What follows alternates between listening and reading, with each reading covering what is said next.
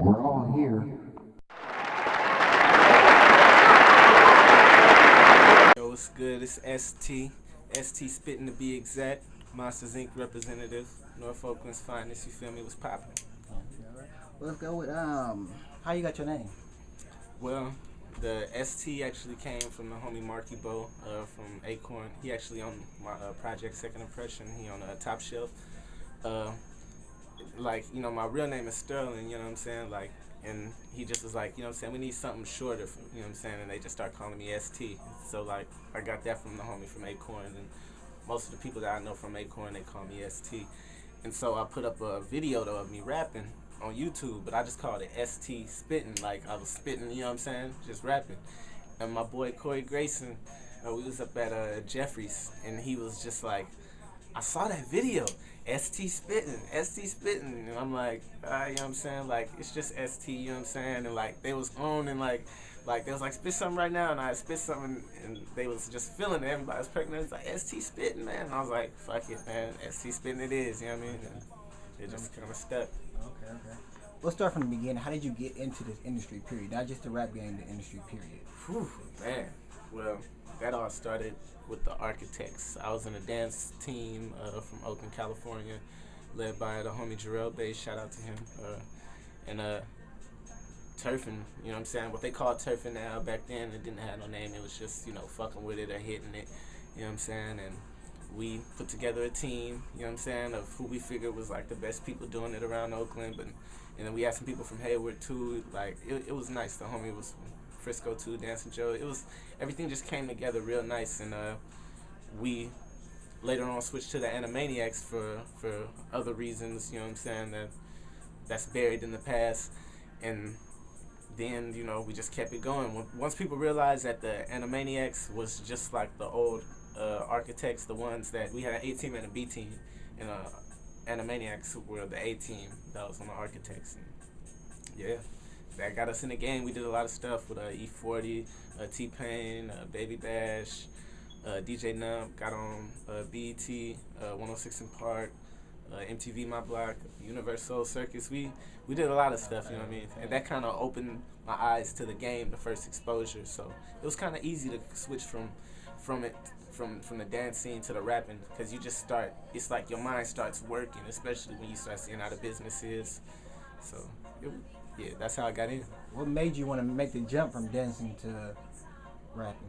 Whew, man, well, it was some rappers, I'm not going to say their name, but some notable Bay Area rappers that we did quite a few shows for. And so, everybody used to be perking and smoking, after the shows and feeling good. And they said, if y'all start rapping, you could open up for us. Instantly, I was like business opportunity. So, I was like, I went home and instantly I saw the business opportunity behind it. And, with us touching a lot of scenes, I was like, yeah, this could be something I could possibly work with. And on the under, I had a few raps in my head. I was always a real critical person. I was always the person who memorized all the verses on the radio and would correct other people when they got them wrong. So, it was like, I saw the signs, you know what I'm saying? I was always good in English. I just wrote my first verse, asked all my partners, got them together, and they heard it and was like, yeah, that's not bad. And it's like, once it gets good, it's like you can't shut it off. It really went from 2 verses. It took 2 weeks to write those verse apiece. And then after I got them 2 out, they just started coming verse after verse after verse. It was like I couldn't even turn it off in my head. It was like I started writing shit before I even put it down on paper. And I just write a paragraph because I'd have it stored away, you know what I mean? And I hooked up with League 510 from Clear Label. We had all went to Merritt College in Oakland. And my boy Teak from League 510, him and Know It, we all used to just mess around around the courtyard and be rapping and stuff. And they basically was telling me you got something, I could go somewhere with it. And they started bringing me around the industry a little, because they were signed artists at the time. So I had a chance to go to Hieroglyphic Studio, you know what I'm saying, the legendary Hyro. It was, it was cool. I got a chance to meet Tajay and stuff. That was cool. And just see a lot of artists, you know what I'm saying, and my first time I recorded actually was over at Hyro Studio. It was horrible, I hated it, you know what I'm saying. it took me like a year, honestly, to really perfect my recording voice. But they would just, teach me things like I'm not gonna sing on camera because there's a certain formula to this. You know what I'm saying? That I can't just get a game away, not on camera. But they showed me how to do some things. You know what I'm saying? And then up at Merritt College, I also met another aspiring rapper, Plain Jane. Her brother, Cool John, he was in the main event dance group, and when we were in the Animaniacs, they were buzzing real tough. So it was like, the turf dancing scene was popping. And so I already knew Cool John, and then when I seen her at Merritt, it was like, oh, okay, y'all brother and sister, and we instantly, like, knew some of the same people, and, like, you know what I'm saying, she's telling me that she get down with the rap, you know what I'm saying, her homegirl, Devonna Lee, was rapping too, and everything was already familiar because we already had mutual friends, and it just went from a few verses a day to studio sessions to, like, we just started going with it, and, Monsters Inc. came out of that, yeah. Okay. Let's see. Was the Hot Boys beat? I forgot what it was, a freestyle beat that you did. Which one? That you recorded on and put on YouTube. Was that the first freestyle you did?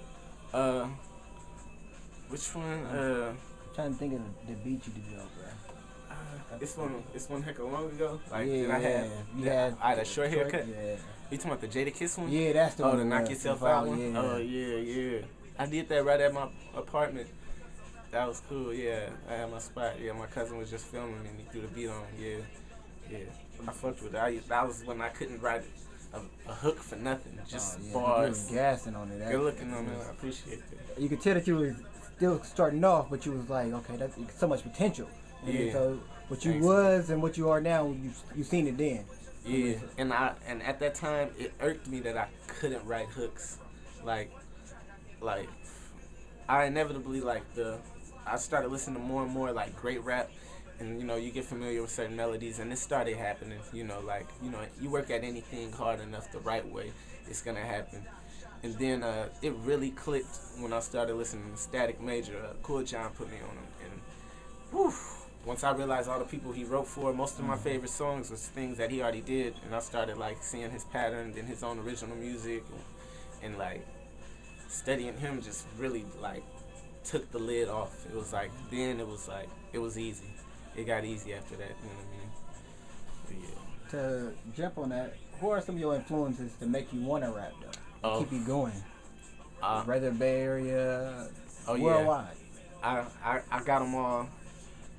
Asian Man, 3 Times Crazy.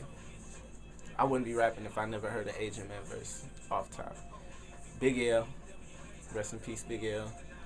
Man, him and Asian Man, those are my two. Yeah. Subconsciously, Jay-Z. I say that because I never count him as one of my favorite rappers, but it's so much that I realize I've gotten from him, that influenced certain patterns. And then, Static Major. Yeah, those 4. That would be, I guess you could say, the combination of ST Spittin, where I got my core, influences for what I wanted to put on paper, still up to this day. And then, I'll say right now in the present, my favorite rapper right now, I'm feeling Currency right now. I'm slapping that Pilot Talk 2 real tough.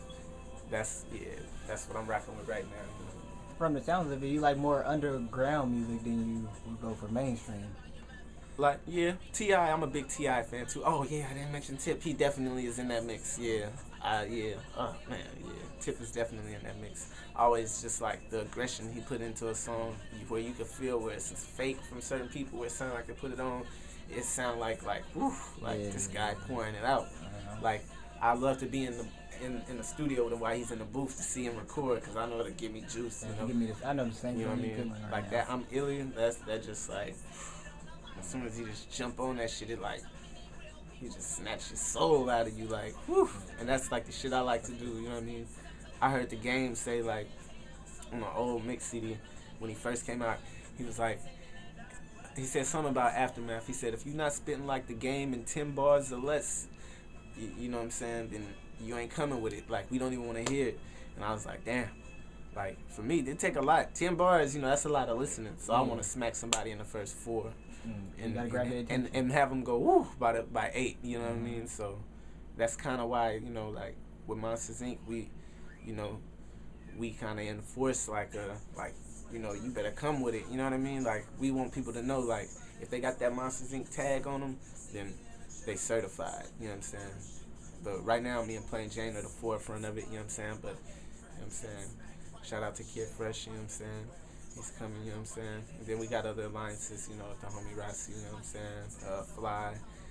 Yeah, it's Monsters Inc. It's a lot more. The picture gonna be painted, you know, a whole lot clearer, you know what I'm saying, for some people, you know, in a little bit. We just working on our whole presentation right now, but everything is coming together real nice. That's right from the ground up, right? Mm-hmm. The jump from Unclassified to Second Impression, like, it was, you could tell you were kind of rough, but now your style is like, I mean, you can't say that you don't have growing, because everybody have growing to do, but I mean, your style is like there, you know what I mean? What was the jump? Like, what was you doing in between times? In between that, you know, I did the mixtape with GQ, Double Jeopardy.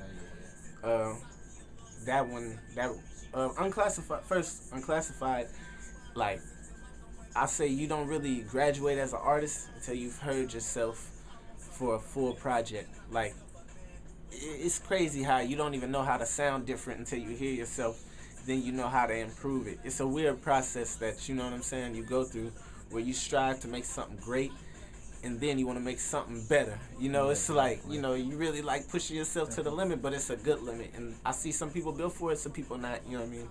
But it's like it just flows. So after I soaked up Unclassified, it was like a test for myself. Like, I got a chance to sit back and critique what I would do different, what I could make a little harder, you know what I'm saying? Just to watch game film, I guess you could say.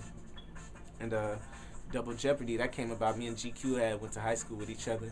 Like, we've been knowing each other. When I first started rapping, everybody was always like, "Woo, like GQ and ST, like that would be nice to see them go at or nothing." But we was always cool. It wasn't on no stuff like that. So we thought about something even better. We wanted to do a project together, you know what I'm saying? And that was a lot of gas on that. You know, we sharpened each other. I definitely learned a lot from him. You know, he told me he learned a lot from me. Like, that was like, it was like after listening to Unclassified and then doing that, and then just all the other like features and stuff, ciphers, other little things, like meeting J-Rock, Shoei, and Barry, that really helped, because they just freestyle all day, and like, when you're around people like that, you just always on your stuff, you know. And if you freestyling all the time, your clocks are always, you know, winding. So it was just like, between everything I was doing off the mic and those two projects, just was enough fuel for Second Impression. It just was like, I kind of think I know what I'm doing, you know what I mean? Mm-hmm. And I just wanted to make sure the production, like, was just on point, you know? Like, everything was very crafty, you know what I'm saying, in my selection, you know what I mean? Like, nothing was just left winging. Unclassified was like, all the beats that I had, let's just record over them. But it was some, you know, in placement, you know what I mean? But it was like, I need something now, and here we go, you know what I mean? But it did good though. That, you know, first single off of it got me on radio, so it was like, I was about to go there. Yeah. How did that come about? I got this. How did I get on? Get Money. Oh, that was the first one? Get Money was the first one? Mm-hmm. Oh, wow. Yeah. Get Money was the one that touched KMEL. Consistently just emailing, literally, like, for like 2 months straight. I just was emailing them every other day until one day it just was on home turf. Some people think like, did you know somebody at the studio? No, just consistently, just nagging them until finally somebody just was like, I'm gonna listen to this, and somebody liked it, you know. And when I just saw it was on home turf, you know, and it was like, they send you an email, you know what I mean, to let you know. And when I saw that picture up there, it was like, whew, like, you know, thank God, you know, all the hard work. And it was cool, because when I first got on there, it was like, heck of people, like all the homies was already on there. Like I seen B just up there, Sue was up there, Shoei was up there, Barry happened to be up there too. It was like, you know what I mean? Like, even though we're all artists and we all do a lot of music with each other, like, we all on the same party scene too. Like, we all kind of hang out. So it was like, hey, all the homies, you know what I'm saying, on home turf. And that's kind of flashes of some new bass stuff, but you know, I'll say that for later.